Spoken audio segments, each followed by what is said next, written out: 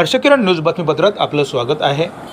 नाशिक मुंबई महामार्गावर महामार्ग पोलीस केंद्र शहापूर हद्दीतील चेरपुली घाटात 2 लक्झरी बसचा अपघात। बसमधील 9 प्रवासी किरकोळ जखमी, सुदैवाने कोणतीही हानी नाही।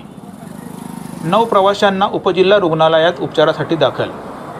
नाशिककडून मुंबईकडे जाणाऱ्या लक्झरी बस भरधाव वेगाने नाशिककडून मुंबईकडे जात असताना सकाळी 10च्या सुमारास बस क्रमांक MH06S 7374 या बसचा मागचा टायर फुटल्याने ड्रायव्हरने ब्रेक घेऊन गाडी थांबवण्याचा प्रयत्न केला असता पाठीमागून येणारी बस क्रमांक MH24J 8851 हिने बस क्रमांक MH06S 7374 हिला जोराने ठोकर मारून अपघात झाला।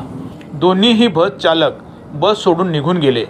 सदरच्या बस अपघातात रियाज शेख वय वर्ष 30, वंशिका राजपूत वय वर्ष 22, वैभव कदम वय वर्ष 28, काजल पंडित वय वर्ष 27, शरद दवंडे, शीतल बोडके, पूजा कदम, चंद्रप्रभा अशोक सोनावणे, मृणाल गोसावी, काजल घोरपडे, विवेक बोधे सर्व राहणार नाशिक।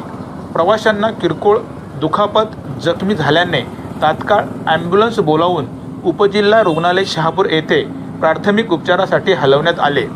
त्यावेळी घटनास्थळी पोलीस हवालदार लोहरे, पोलीस हवालदार पाटील, पोलीस शिपाई पटाईल तसेच शहापूर पोलीस स्टेशनचे PSI अवाली, सहाय्यक फौजदार ढोबळे, पोलीस हवालदार चव्हाण घटनास्थळी हजर होते।